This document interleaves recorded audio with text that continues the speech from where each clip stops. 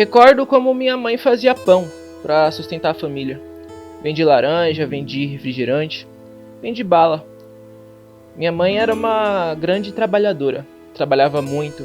Cultivávamos milho, feijão, eu cuidava do gado da minha avó e cortava madeira. De uma infância pobre para um futuro extremamente rico. Essa é a história de Joaquim Arquivaldo Guzmán Loera, ou melhor, El Chapo. Ele é considerado um dos maiores narcotraficantes da história, batendo de frente ali com o nosso grandioso Pablo Escobar. Já fiz vídeo dele. Inclusive, algumas pessoas falam que ele pode ser o novo Pablo Escobar. Outras pessoas falam que ele já conseguiu passar o narcotraficante mais famoso do mundo.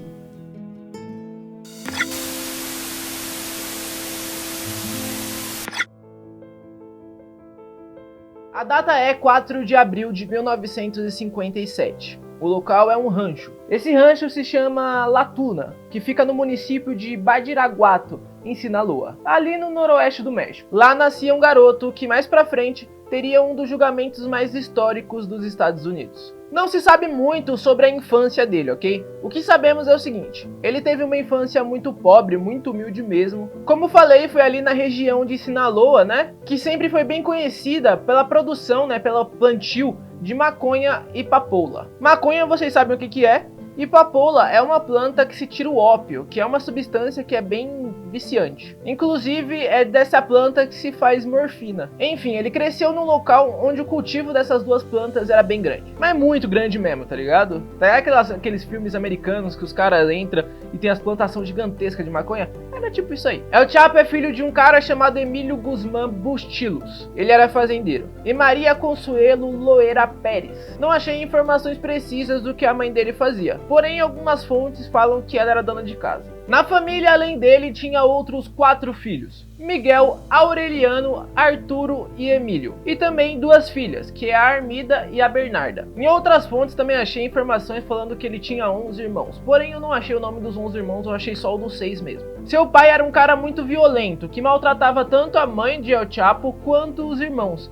Tanto que o El Chapo ali diversas vezes ele entrava ali e acabava enfrentando o seu pai para tentar proteger os seus irmãos. Cara de honra, né? Graças ao seu pai, o dinheiro da família era constantemente gasto com bebidas e prostitutas. Eu vou abrir o meu próprio parque temático. Eu vou fazer meu próprio parque temático com jogos e prostitutas. E por causa disso, o El Chapo decidiu tentar ajudar sua família de alguma forma. De início, ele começou ali vendendo frutas. E em um determinado momento da vida, ele acabou saindo da escola para ajudar o seu pai no trabalho. Porém, mesmo assim, a família continuava precisando de dinheiro, graças ao seu pai bêbado. Ia ser aí o pontapé inicial da carreira de traficante internacional de El Chapo, que ainda não era chamado assim.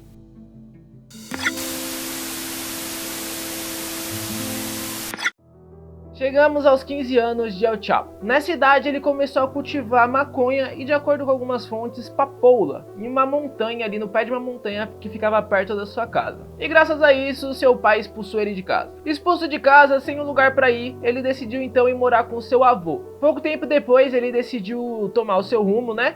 Mas ele não foi sozinho. Ele tinha um guia, o seu tio, Pedro Álvares Pérez. Ele então iria começar a fazer dinheiro. De início era só isso que ele queria. E foi nessa época aí que ele começou a ser chamado de El Chapo, que é uma gíria para baixinho. Sim, exatamente, El Chapo era baixinho, fazer o quê? Ele tinha ali 1,68 m. Tinha não, né? Tem que ele tá vivo. Mas vamos lá, chegamos na década de 80. Nesse tempo aí ele já estava sendo, né, o El Chapo já estava sendo considerado um narcotraficante profissional. Nesse momento da sua vida ele já estava trabalhando com um cara chamado Miguel Angel Félix Gallardo, ou então como era conhecido, o poderoso chefão. Ou então é o chefe dos chefes. De início ele começou coordenando o transporte ali do tráfico num local chamado Sierra Madre, que é onde fica ali La Tuna, para os Estados Unidos. E desde o início El Chapo mostrou que seu tamanho não atrapalhava no seu trabalho. Ele sempre foi bem rígido, praticamente mortal. Se um de seus funcionários acabasse atrasando um carregamento, era bem possível do funcionário ser morto ali no local. Não acontecia com todos, porém acontecia com muita frequência. E o poderoso chefão, vendo esse desempenho, né, esse esforço de El Chapo, logicamente começou a crescer o seu cargo dentro do cartel. Só para deixar claro, nessa época era o cartel de Guadalajara. E esse quartel já dominava o México. Então ele estava subindo de cargo dentro de um dos principais cartéis do México. Bom, pouco tempo depois, El Chapo acabou se tornando motorista do Félix Gallardo, que é o poderoso chefão. Depois ele virou um auxiliar, estava ali ajudando no que precisava ser ajudado. E quando foi ver, quando ele percebeu, ele já era responsável pela logística de toda a distribuição de droga dentro do quartel. Quartel não, cartel. Quartel é outra coisa. Não confunde não, tá? Pode dar problema isso aí. Tá, mas olha só. Quem viu meu vídeo ali sobre o Pablo Escobar sabe que nessa época quem comandava a distribuição, né, o tráfico de drogas para os Estados Unidos era o Pablo Escobar. Quem viu meu vídeo sobre o Pablo Escobar tá ligado, tá aqui no card se você não viu. Espera esse vídeo acabar e vai lá ver. Muito bom. Então nessa época quem tava dominando tudo ali eram os cartéis colombianos. Principalmente os cartéis de Medellín e Cali. Então por enquanto o trabalho ali dos cartéis mexicanos era só com o transporte, né, das drogas, não com a produção e venda.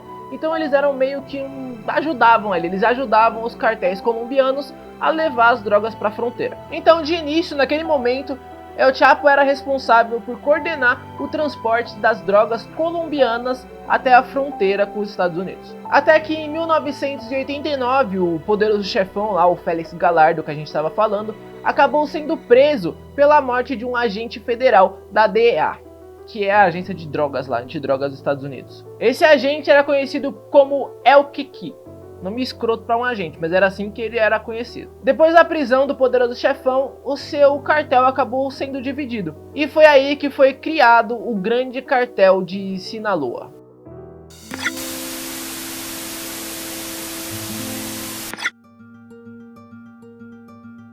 Nesse ano aí de 1989, El Chapo já era considerado muito importante nesse ramo aí de tráfico de drogas. Ele usava muitos laranjas, né? Aquelas pessoas que dão o nome pro traficante em troca de dinheiro, basicamente. Enfim, e no nome desses laranjas eles tinham diversas propriedades espalhadas por todo o estado. Essas propriedades serviam tanto para ele guardar arma, droga, essas coisas, e também servia como uma base, um quartel para o cartel dele. Bom, ali no final da década de 80 e início da década de 90, os policiais, né, os agentes federais dos Estados Unidos e também da Colômbia, estavam começando ali o processo de limpeza dos cartéis colombianos. Principalmente os cartéis de Medellín e Cali, que como eu falei aí há pouco tempo atrás, eles eram os principais cartéis de drogas colombianos. E com a queda dos cartéis colombianos, os cartéis mexicanos começou a ganhar mais espaço aí no mercado mundial de distribuição de drogas. Principalmente nos Estados Unidos, que é um dos locais que tem mais consumo de drogas no mundo. El Chapo era bem rápido nessa parte de distribuição das drogas. Ele tinha várias estratégias para passar com as drogas pelas fronteiras e levar elas para outros países. Ele contava com estratégias tanto por terra quanto por ar. Se tacar um água e fogo, o cara vira o avatar do narcotráfico. Tem quem diga que graças a ele, os cartéis mexicanos cresceram até mais que os famosos cartéis colombianos. Será? Vocês acham que El Chapo conseguiu passar o famoso Pablo Escobar? Comenta aí, fala a sua opinião. E se você tá gostando do vídeo, também não esquece de deixar o like, tá? Já deixa o like aí, na moral, dá aquela força. Não custa R$1 pra você, você vai perder um segundinho. É só baixar a tela e clicar no like. E também não se esquece de se inscrever no canal e ativar o sininho, tá? Que é bem importante. Bom, enfim, além dos métodos de transporte, El Chapo também tinha uma grande lista com diversos traficantes. O que é o mais importante, né? No tráfico de drogas, você precisa ter os traficantes, senão ninguém vende. Além disso, ele também tinha contato com diversos produtores e também muita gente recebendo uma propina ali dentro do governo do México e também na fronteira com os Estados Unidos. Tudo para facilitar a sua vida e ele conseguir passar mais fácil ali pelas fronteiras.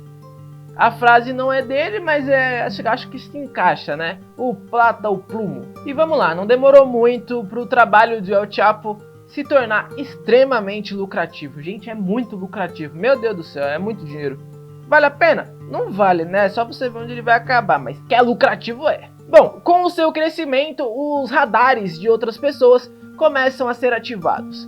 Mas de quem? Bom, nesse caso específico, El Chapo começou a aparecer nos radares dos agentes que lutavam ali contra o narcotráfico, tanto no México quanto nos Estados Unidos. E além dos agentes, eles também começaram a entrar nos radares de outros cartéis, especialmente de um cartel que se chamava Cartel de Tijuana. E é claro, a guerra entre os dois estourou. A guerra era extremamente violenta, era muito sangrenta, era sangue de um lado, sangue de outro, um monte de gente morrendo, um monte de gente inocente morrendo, e era tudo pra lutar ali, pra ver quem que ia ficar com os pontos de rotas, né, para transporte das drogas, e também os pontos de produção. E essa guerra que estourou entre os cartéis só fazia a perseguição da polícia contra os cartéis ficar ainda maior, até que um acontecimento iria mudar tudo.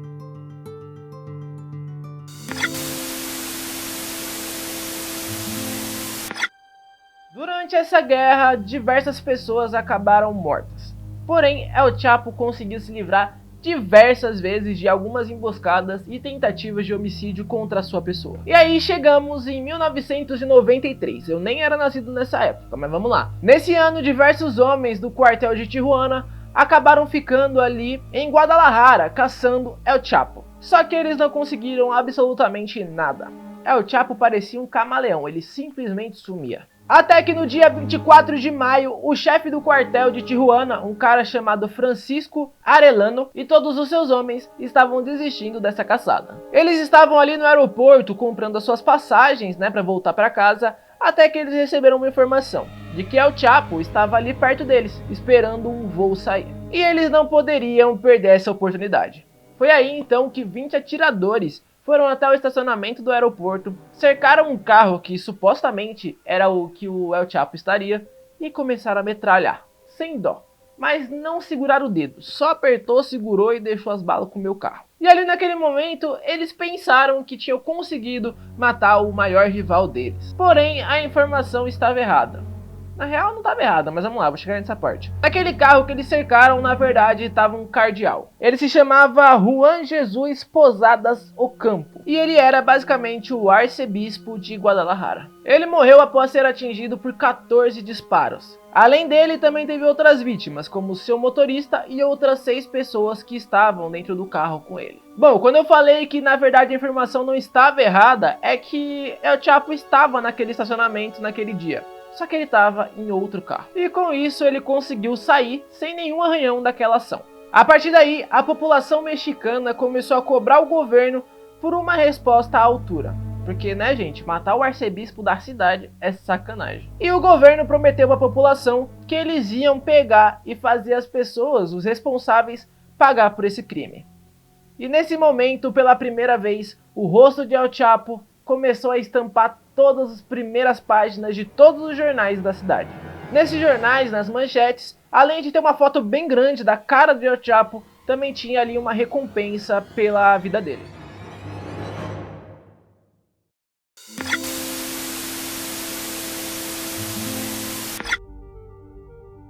Quando El Chapo ficou sabendo que estavam atrás dele, ele começou o seu plano de fuga. Com isso, ele começou a pular de esconderijo para esconderijo. O seu destino principal era El Salvador, que inclusive já falei do local uma vez aqui no canal, no vídeo da Mara Salvatrucha, também recomendo, é muito bom. Porém, esses planos de chegar a El Salvador não deram certo. Ele conseguiu chegar até a fronteira com a Guatemala, com um passaporte falso. Ele conseguiu até mesmo atravessar a fronteira. Como? Ele pagou aí cerca de 1,2 milhões de dólares para um oficial que trabalhava na fronteira com a Guatemala, para conseguir entrar no país. E esse mesmo oficial, esse militar que recebeu a propina, entregou El Chapo no dia 9 de junho de 1992. El Chapo acabou sendo preso pela primeira vez em um hotel que ficava na cidade de Tapachula.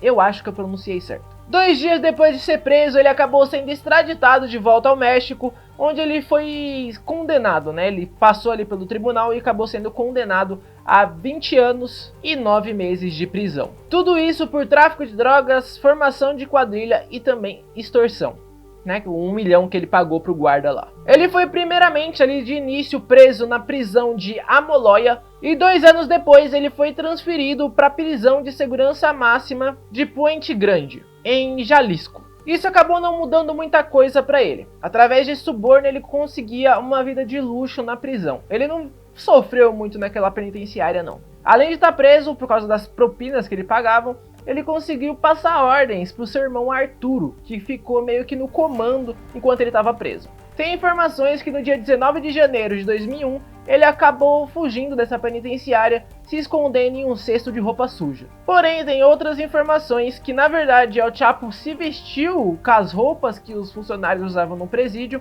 teve escolta policial e conseguiu sair depois que um guarda chamado Francisco Javier abriu a porta da frente para que ele fugisse. Também tem a informação de que 78 agentes dessa penitenciária, incluindo o diretor do presídio, Valentim Cardenas, acabaram presos por ajudar na fuga do narcotraficante.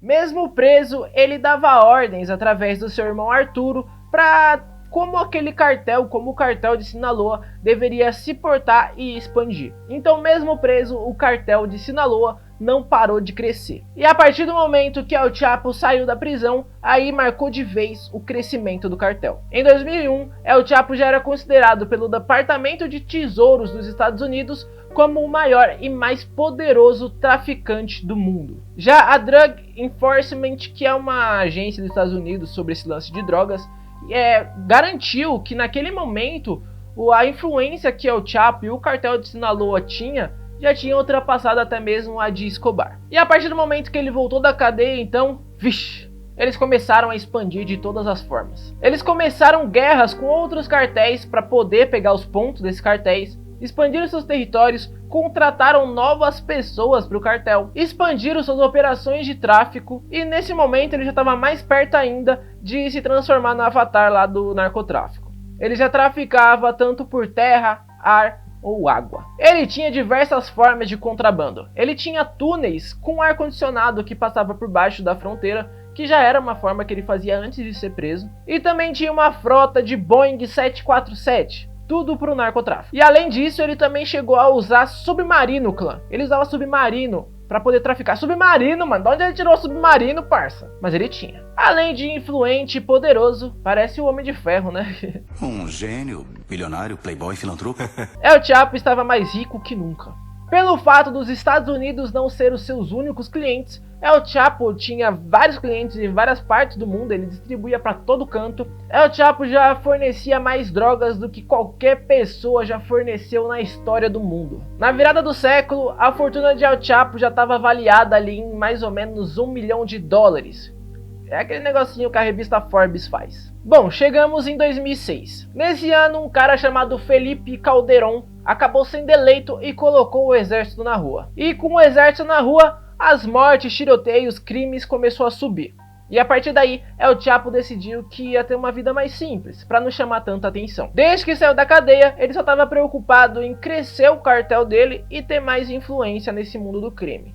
Por causa disso, ele começou a viver uma vida sem luxo e ficava pulando de esconderijo em esconderijo sempre que era necessário. Em 2011 tivemos um marco, que foi a morte do Osama Bin Laden. E com a morte do Osama, El Chapo subiu um degrauzinho ali na escala de mais procurados pelo FBI. Antigamente era liderado pelo terrorista. Agora El Chapo já estava em primeiro lugar. No mesmo ano ele já marcava uma fortuna de $11 bilhões.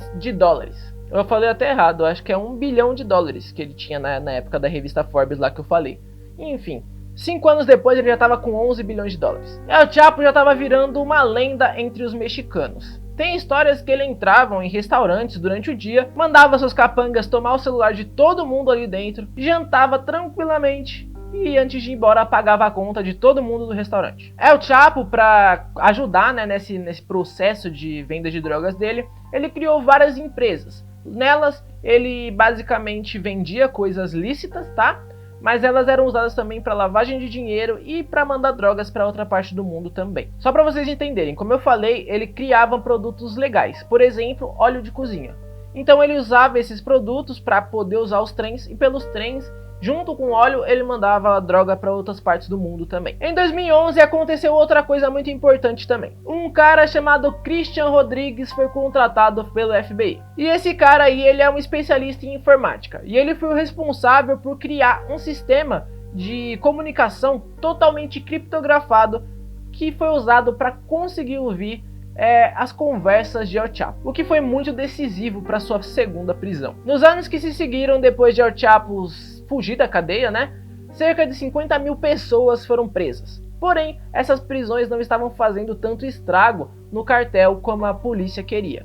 Porque na verdade essas pessoas que estavam sendo presas eram mais pessoas de outros cartéis. O cartel de Sinaloa não estava sofrendo essas prisões, o que basicamente foi responsável por enfraquecer os outros cartéis e deixar o cartel de Sinaloa mais forte. 2 anos depois, em 2013, a Agência de Combate às Drogas dos Estados Unidos, a DEA, e a Comissão Anticrime de Chicago o identificaram como o inimigo público número 1. Esse título não tinha sido entregue a ninguém desde o famoso Al Capone. Falei dele no último vídeo que eu soltei aí no canal, tá no card também, assiste que tá muito bom, acho que foi um dos melhores vídeos que eu já fiz na minha vida.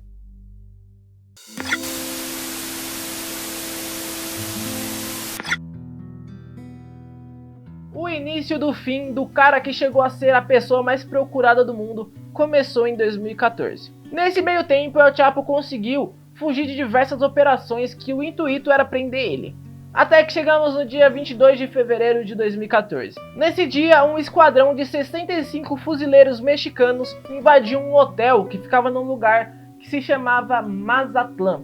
E lá, El Chapo foi preso pela segunda vez. Ele foi levado para a penitenciária de El Altiplano, que fica perto da cidade do México, e como sempre espero ter pronunciado corretamente. O que eu não acho que seja a realidade, mas eu espero que eu tenha pronunciado corretamente. E nessa penitenciária ele foi colocado em uma cela que foi basicamente projetada para ele não fugir, gente. A cela não tinha janelas, ele ficava em isolamento durante 23 horas por dia e ele nem podia receber visitas. Enquanto isso, os Estados Unidos estavam pedindo a extradição de El Chapo para poder ser preso nos Estados Unidos. Porém, o governo do México resistiu e insistiu que ele pagasse toda a sua pena lá na cidade mesmo, do México. O que é uma burrice, porque aquela cidade pertencia a El Chapo. Durante essa prisão não aconteceu muita coisa não. Ele basicamente cumpriu a sua pena como qualquer outro preso. Até que depois de um ano, no dia 11 de julho de 2015, ele simplesmente desapareceu da penitenciária. Quando eram umas 9 horas da noite, os guardas perceberam pelas câmeras que ele tinha ido pro chuveiro, que era o único ponto do confinamento que não era visível pela câmera de segurança. Quase 20 minutos depois, como não o viram mais, pediram para alguém checar a cela. Segundo as autoridades, Guzmán entrou por um buraco que tinha no chão da cela. Esse buraco dava em um túnel que tinha uma extensão de basicamente 1 km de distância. Além desse comprimento todo, o túnel tinha iluminação e também ventilação para que ele não passasse mal ali embaixo. Como nunca se viu esse túnel, tem gente que fala que é mentira, que não tinha túnel nenhum. E mais uma vez, os carcereiros foram acusados de facilitar a fuga de El Chapo.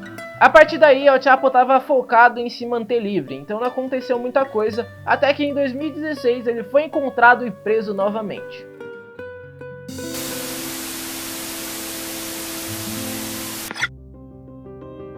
Um grupo formado por fuzileiros, soldados do exército e policiais invadiram uma casa na cidade de Los Mochis, em Sinaloa. Isso aconteceu no dia 8 de janeiro de 2016 e enquanto eles trocavam tiro ali, El Chapo e um comparsa dele conseguiu fugir do local por um túnel. Eles conseguiram depois roubar um carro e fugir por cerca de 20 km, porém não deu certo e eles acabaram presos. El Chapo mais uma vez tentou subornar ali um oficial da lei, Porém eles não aceitaram. Aí eles prenderam os dois e ficaram escondidos em um hotel esperando o reforço. E no dia seguinte ele acabou sendo entregue para a Polícia Federal. Dias depois o México abriu o pedido de extradição de El Chapo para os Estados Unidos. Pelo acordo feito com outro país, ele não pode sofrer a pena de morte. Porém, qualquer outra pena é aceitável. Ele é procurado em 6 estados diferentes por diversos crimes. Ele foi transferido para o território norte-americano no dia 19 de janeiro de 2017. Dizem que El Chapo só foi preso porque ele entrou em contato com jornalistas para escrever a sua biografia. Você acredita nisso, cara? Em 17 de julho de 2019, depois de passar por um júri gigantesco e um tribunal que foi basicamente histórico, ele foi condenado à prisão perpétua. Pelos crimes de conspiração internacional para produzir e distribuir drogas como cocaína, heroína, metanfetamina e maconha, tráfico e manuseio ilegal de armas de fogo, lavagem de dinheiro e formação de quadrilha. Isso aconteceu, como eu falei, em uma grande audiência que foi considerado por muitos o julgamento do século. E assim a carreira do pequeno grande homem chegava ao fim.